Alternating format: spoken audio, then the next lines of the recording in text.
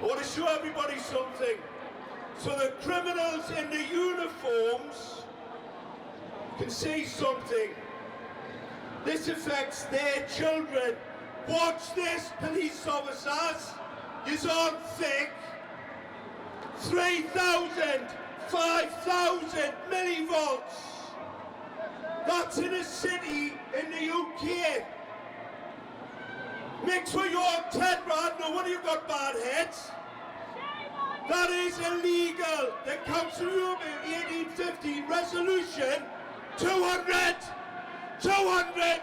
because are cooking the children to death. So the 5G conspiracy that's been going around quite well, to be honest with you, it's always been there, but it's really taken off in the last 6 months. It's been around since 1G, to be perfectly honest with you, and even been around as long as overhead power lines have been around. But one of the biggest instigators here in the UK is this fruitcake called Mark Steele, and as you saw in that video, he's made a recent claim, and his claim is that 6,000 milliwatts is enough to cook you, it's enough to burn you, it's enough to cause tumours, cause cancer, basically kill you. Now you may also notice that Mark Steele talks about millivolts. Now, millivolts and milliwatts are basically the same at the point of source. This little 2.4 gigahertz transmitter here, this is a 200 milliwatt transmitter. Now it's sending 200 milliwatts of power to this antenna, but once that energy leaves this antenna, that's when we normally start measuring in millivolts in the air itself. But because this experiment is going to be so close to the source, and basically having the antenna right up next to the globe of water and also in the globe of water, we can think of the two as the same. Basically, 200 milliwatts is the same as 200 millivolts. It's just a different measurement that we normally switch to when we're measuring RF in the air. Now, 6,000 milliwatts is nothing. It's really not going to do anything to you whatsoever. But we can test that. We can test the heating effects of 6,000 milliwatts. But I also want to mention that that meter that he keeps holding up really isn't a piece of test equipment. It doesn't really show you anything. It's just an EMF meter, and it's a general thing. It doesn't tell you what frequencies all that EMF is coming from. It's just taking it together as one figure and adding it all together. It's not really a piece of test equipment. It tells you nothing. Now, as I said, 6,000 milliwatts is something that we can easily test. Now, I've got two amplifiers here. This one is an 8 watt amplifier, but in reality it's 7.5 watts. It's not quite 8 watts. This one is a 4 watt amplifier, but again it's closer to 3.8 watts, just slightly under the 4 watts there. So this one is a 2.4 gigahertz signal generator here. It's 200 milliwatts being fed into the amplifier. This one is 5.9 gigahertz signal transmitter, or 5.94 gigahertz, I think I've got it tuned up to, going into this amplifier here. Now, the thing about 5G in the UK, there's nothing that's being used at the moment that's above 6 gigahertz, and this claim that they're putting 60 gigahertz into schools and hospitals, just complete nonsense. For anybody who knows anything about the electromagnetic spectrum, a 60 gigahertz signal will be completely useless. It has no penetrating power whatsoever. If I put a 60 gigahertz access point into my living room, I would not be able to pick that signal up in my kitchen. It just would not penetrate the brick walls. So nowhere is there being used in the UK or anywhere else that I know of in the world a 60 gigahertz signal for 5G. It's just not happening.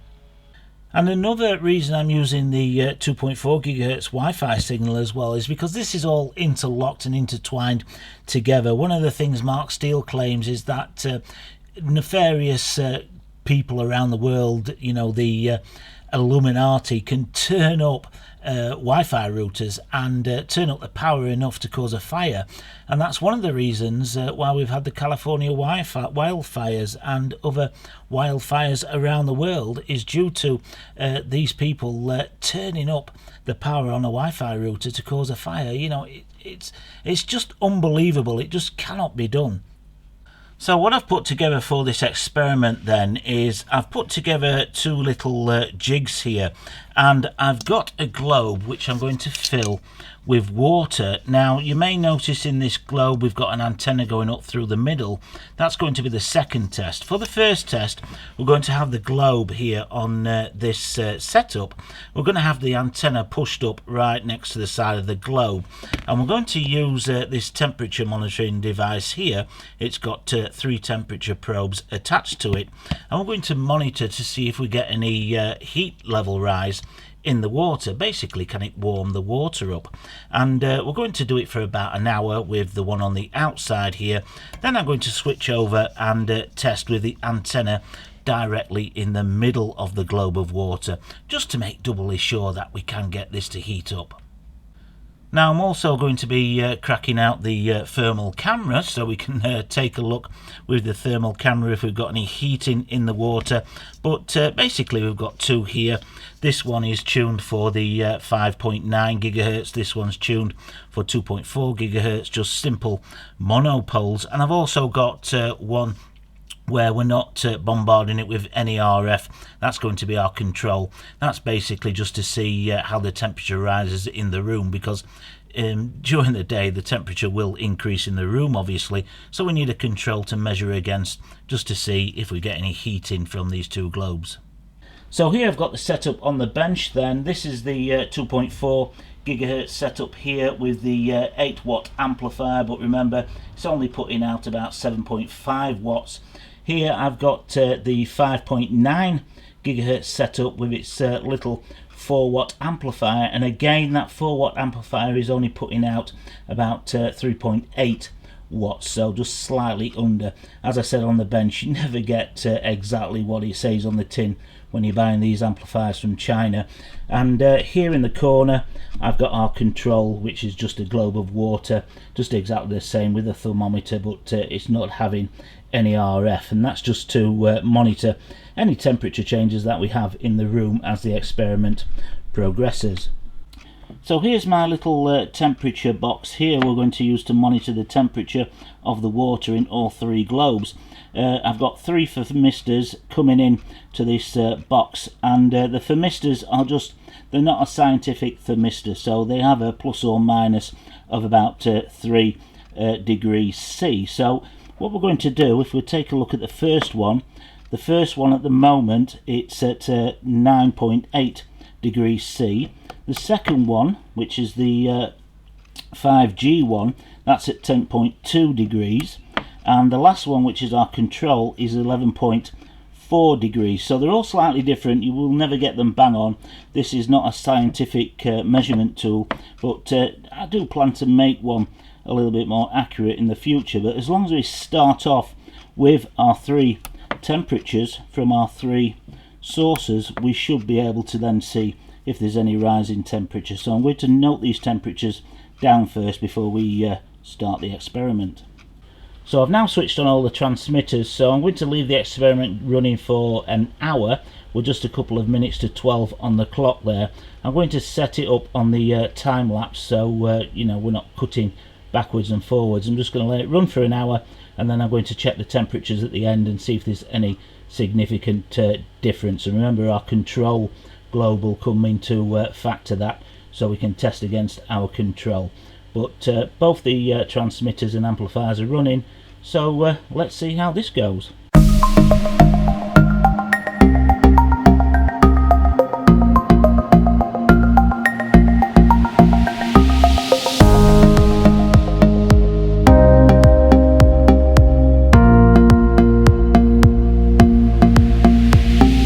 So the experiment's been running for just over an hour, so according to the conspiracy theorist, we should see quite a considerable heat increase. So let's check out these temperatures. So on the 2.4 gigahertz then, we're now reading 10.9 degrees C, so that's an increase of 1 degrees. And on the 5.9 gigahertz, which is close to the 5G, we're getting 11.1 degrees, so again that's about a 1 degree increase. But let's check out the final one, which is our control, and the control is 12.1 degrees, which again is about a 1 degree increase. So just as I thought, we're not seeing any increase in heat whatsoever in the globes of water, and that's with the thermometer right up to the side of the globe which is closest to the antenna. All three increase by 1 degree, even the control that is not having any of the RF energy directed towards it. It's just raised by the temperature here in the room as the day goes on, so no increase in heat whatsoever. So let's do the second phase of the experiment now then, with the antenna implanted in somebody's head. So the antenna is inside the water, inside the globe, and I'm expecting to see a bit of an increase in the 2.4 gigahertz, to be quite honest with you, because that's why we use 2.4 gigahertz for microwave ovens, because it's pretty close to the resonant frequency of water molecules. But I don't think we're going to really see anything in the 5.9 gigahertz, the aka the 5G frequency. We're not going to see any real increase in that at all. I think there won't be any difference between having the antenna on the inside and having the antenna on the outside, as you've just seen in this first experiment. But let's get it set up and give it a go. So second test then, it's taken me about half an hour to set the second part up. So what we're going to do first is take the temperature of each globe of water in turn as a starting point. But you can see now I've got the antenna in the 2.4 gigahertz one over there. You can just make it out. I've also moved the thermistor on the thermometer closer to the antenna in the center of the water to give us a better chance of seeing some heat there. But exactly the same setup, and we've got our control over in that corner. So let's take the temperatures first. So the first temperature is the 2.4 gigahertz Wi-Fi, and that's now 11.3 degrees.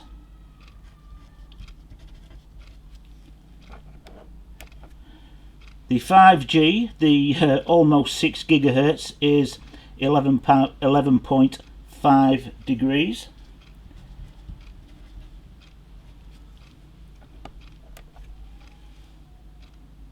And finally our control is 12.4 degrees. So exactly the same as before. The time is just after 1:30, so we'll let it run for an hour again, and after this test we'll also get the thermal camera out and take a look at each globe of water in turn.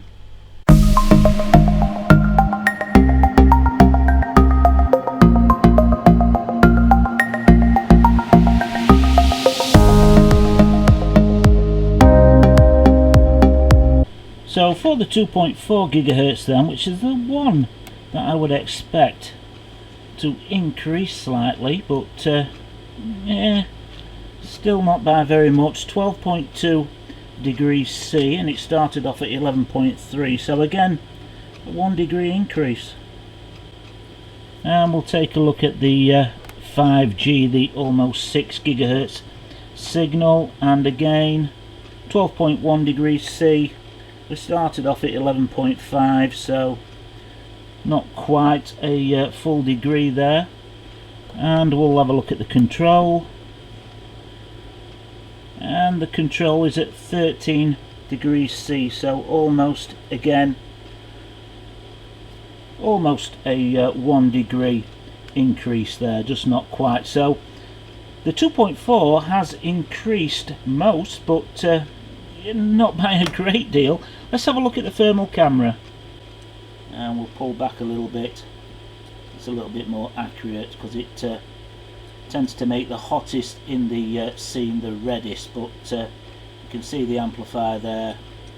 You can see the coaxial cables a little bit warmer, which is to be expected because copper is a very good conductor. That's why I tried to use quite long coaxial cables for this, so we didn't get too much of the heat conducted from the heat of the amplifier down the coax there.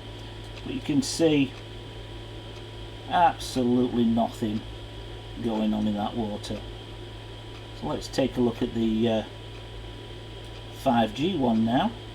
So here we're looking at the 5G one. You can see the little transmitter is a little bit toasty. You can see the amplifier is very toasty. It's still only 36 degrees C, and if we take a look at the water, it's so dark over there we can't actually make it out. If we move the thermal camera over it and measure it, you can see 12 degrees C, 13 degrees C, which again is about what we found with the thermometer.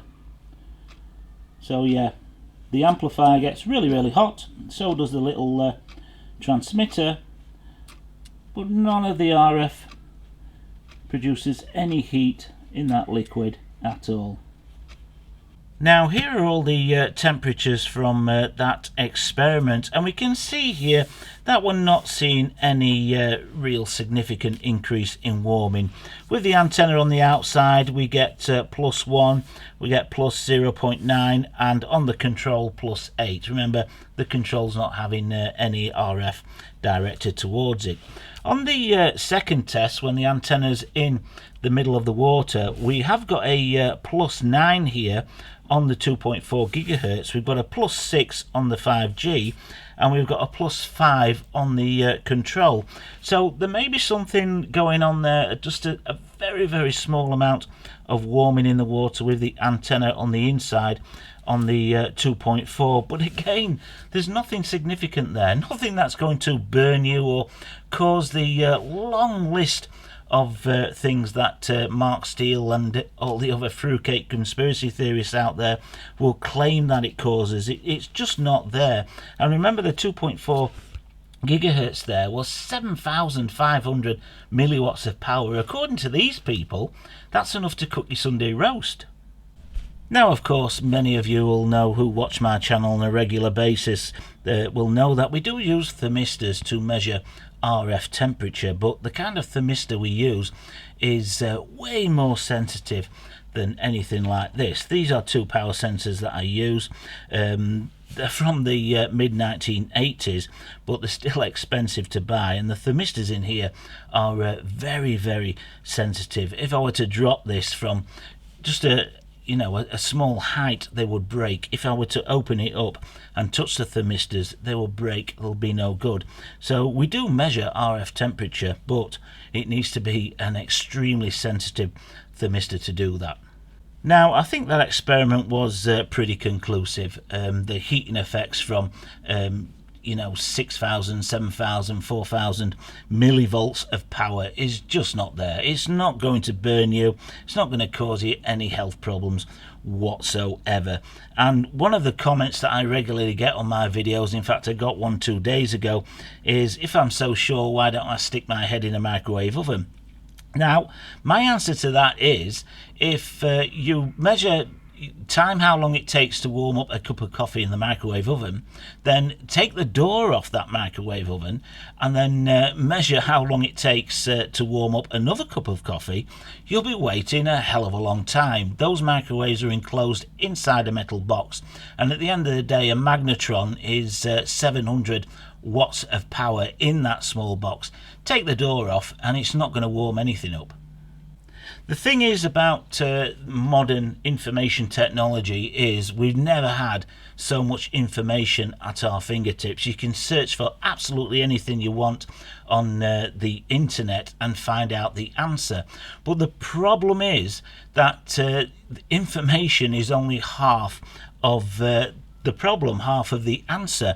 Without an education and without a firm foundation in knowledge of the subject you're wanting to research, it's not much good to you. I see it as, if you get the ingredients for a cake, and you can get the ingredients for a cake, and that's the information you can find on the internet. But without the method of what you do with those ingredients, you ain't going to make a cake. And the method is a foundation in education. Without it, then you just make yourself look a fool, like a lot of these people on the internet do, and I spend half of my time just laughing at their comments, publishing or copy and pasting all these publications that they haven't got a clue what the content is actually saying. They just take it from the title and say that's proof, but most of the time it's not, especially the one that's been circulating with the 60 gigahertz and the oxygen molecule. It does not say in that paper what they think it says. It proves absolutely nothing to their crazy conspiracy theories. So I'm going to wrap the video up there, because I think it's pretty conclusive that 7,000, 6,000, 4,000 milliwatts is not going to cause you any ill effects. It's not going to burn you or heat up your body from the inside out or anything like that. But, comments or questions, drop them below. I'll do my best to answer them. And if you enjoyed this video, please give it a thumbs up. And I promise that the next video we'll get back on track and we'll look at some antennas. Fucking loonies, they're great, mate. But, well, they're fucking loonies, aren't they?